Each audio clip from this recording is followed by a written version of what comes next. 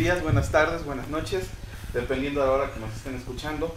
Sean ustedes bienvenidos a otro programa más aquí en Grado Cero. Y pues hoy tenemos un gustazo del bueno. Vamos a platicar con el doctor Claudio Lovnis. Él es chileno de nacionalidad, pero ya después, ya más mexicano yo creo. Sí. Estudia en la UAM. Soy chilengo.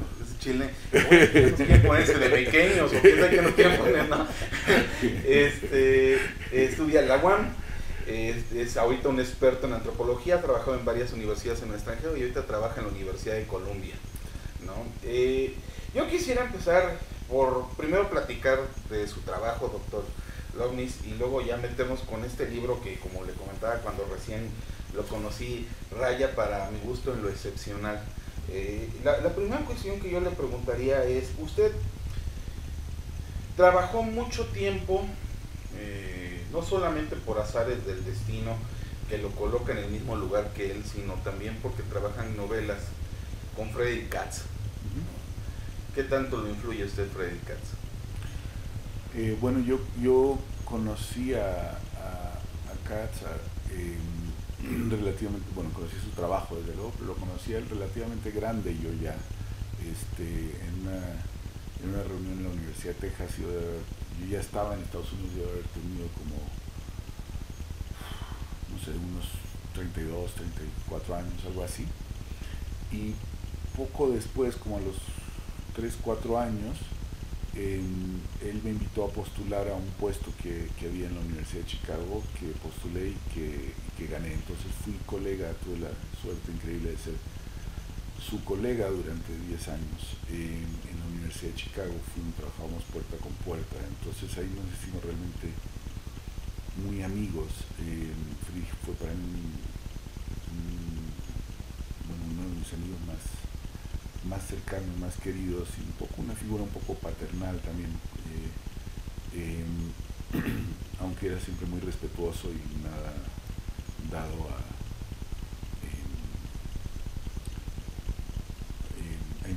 a infantilizar a nadie, mucho menos a un colega. Sí, pero también a sus estudiantes, incluso los más jóvenes. Yo no fui estudiante de Lina, siempre los trataba con mucho respeto, pero sí fuimos muy cercanos. Yo aprendí mucho, yo aprendí realmente mucho del oficio de la historia, porque yo no soy historiador. Soy historiador en la medida en que los historiadores me acepten, pero no fui formado como historiador. Fui profesor del Departamento de Historia de la Universidad de Chicago 10 años y aprendí mucho de él y también de mis estudiantes doctorales. Tuvieron que enseñarme muchísimo, porque realmente mi formación, como dijo, es de antropólogo, y entonces hay muchas cosas que son distintas. Son dos campos que tienen cierta cercanía, pero también tienen muchas especificidades. Entonces yo le aprendí mucho a Friedrich como historiador. Hablábamos, después yo me fui de la Universidad de Chicago a Columbia, donde estoy ahora, y nosotros seguimos hablando todas las semanas hasta su muerte, de hecho.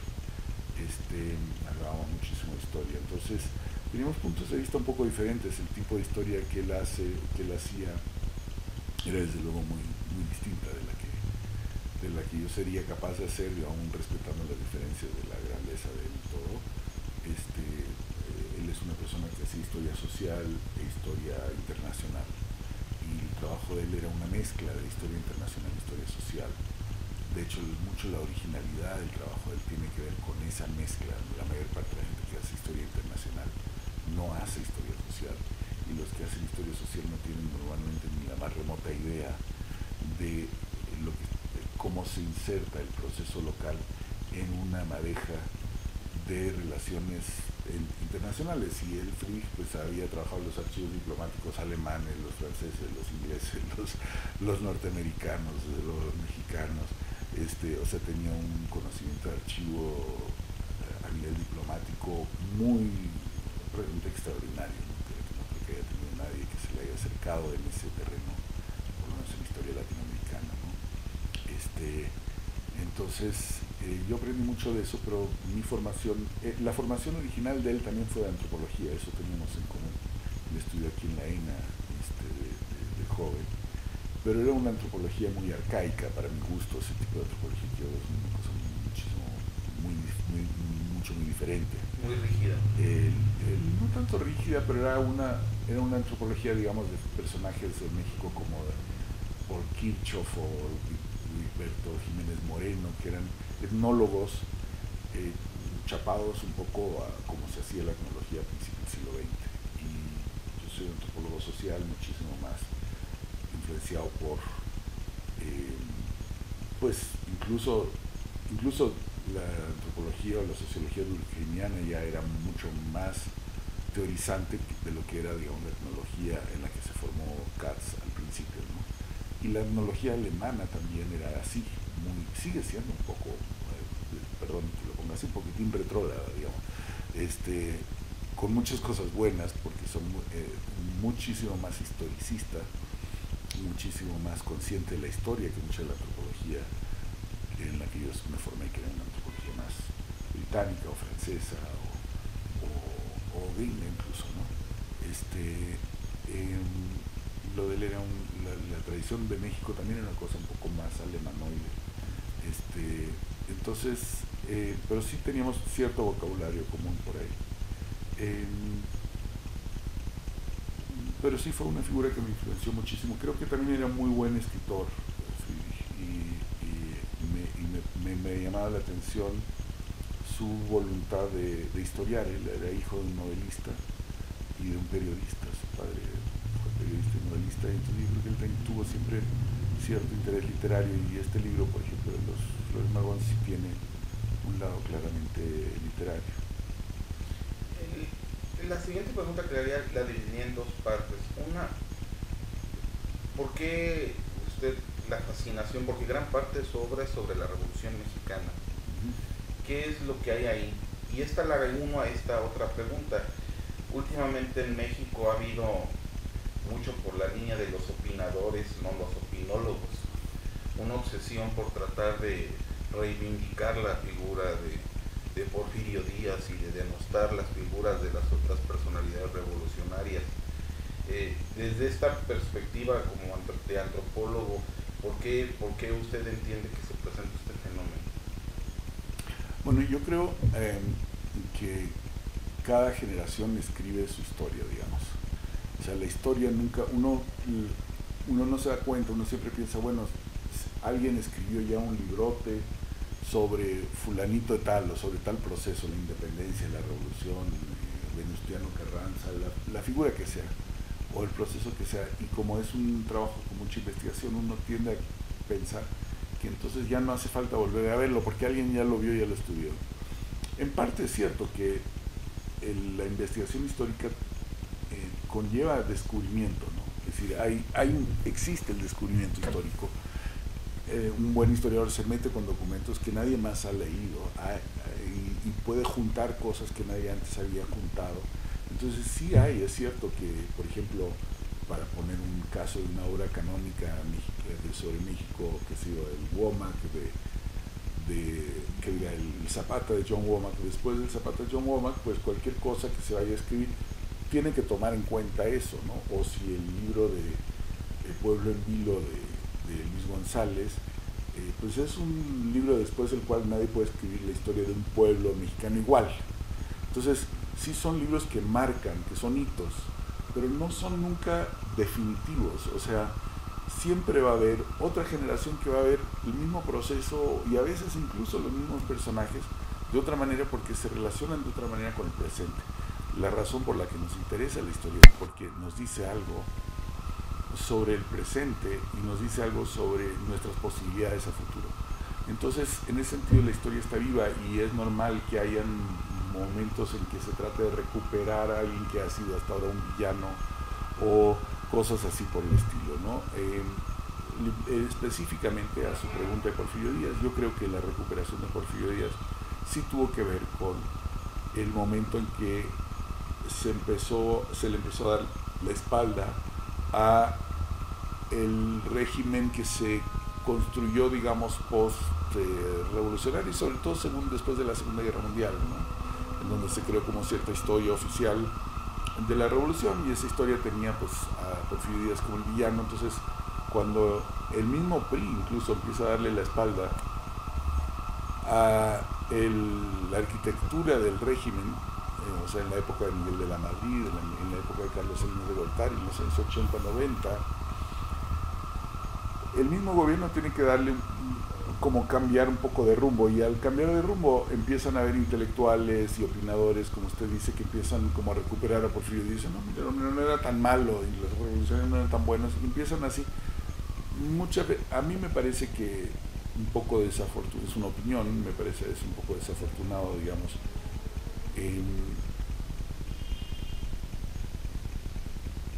ver a la historia como exclusivamente en términos de si era bueno o si era malo el personaje. No porque haya sido ni bueno, puede ser que haya sido malo o puede ser que haya sido bueno. Ciertamente Porfirio Díaz, digamos, no era una perita en dulce, ¿no? O sea, no creo que haya manera de describirlo de esa manera.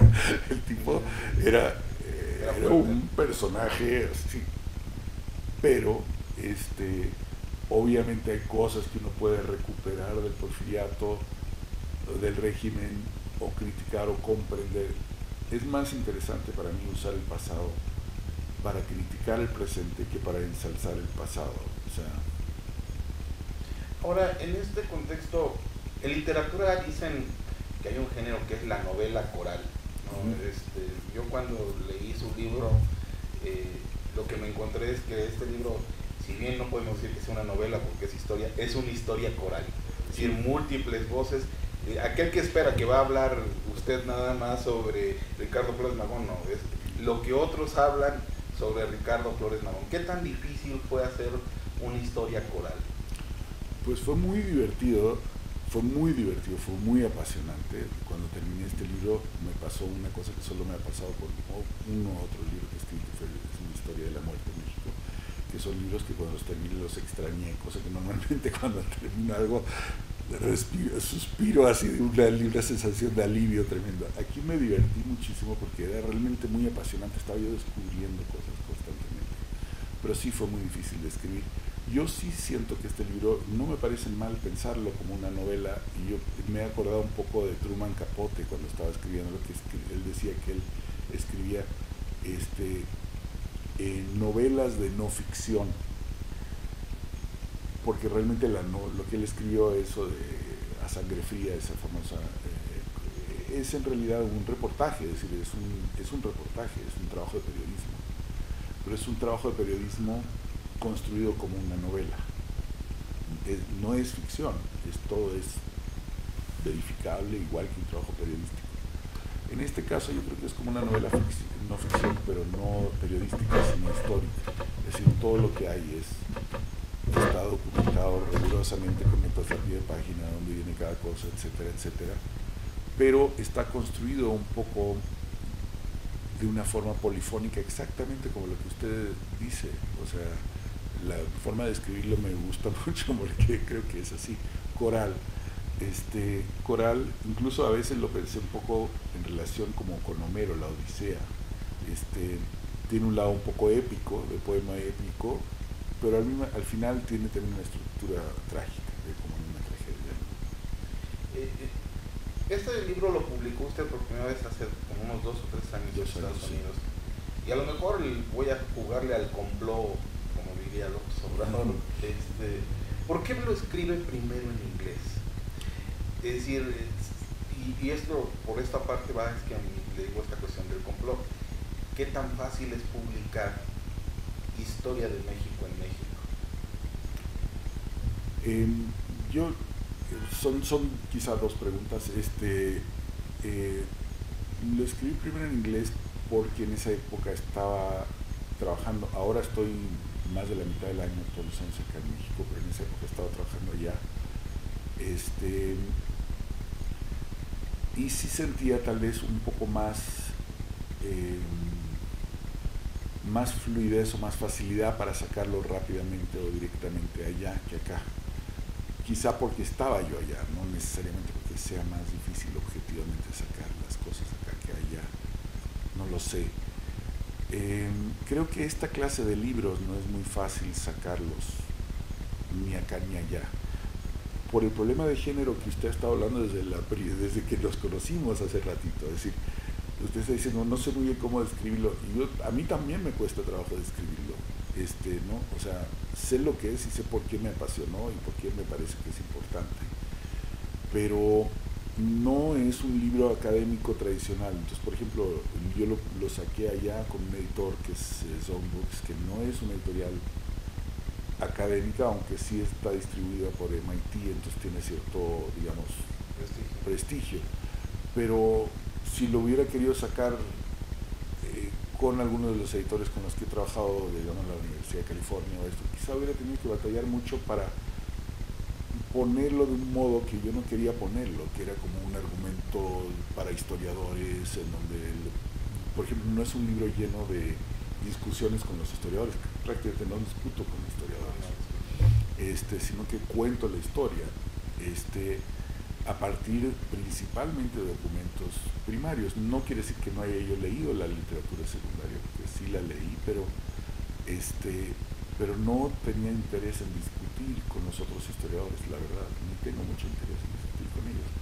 Entonces eso allá no necesariamente es muy fácil de publicar, y acá tampoco es tan fácil publicar eso. O sea, como que tiende un poco la historia acá a ser muy académica, allá también tiende a ser muy académica. A mí me parece lamentable eso, porque yo pienso que la historia sí es de todos. Es que, bueno, yo no siento que pierda la academicidad su trabajo. Yo le comentaba al inicio para la gente que yo no sabía cómo definir si es una historia de la vida cotidiana, porque hay elementos de la vida cotidiana. Sí. Hay historia de las mentalidades en el trabajo, porque también se menciona esta cuestión.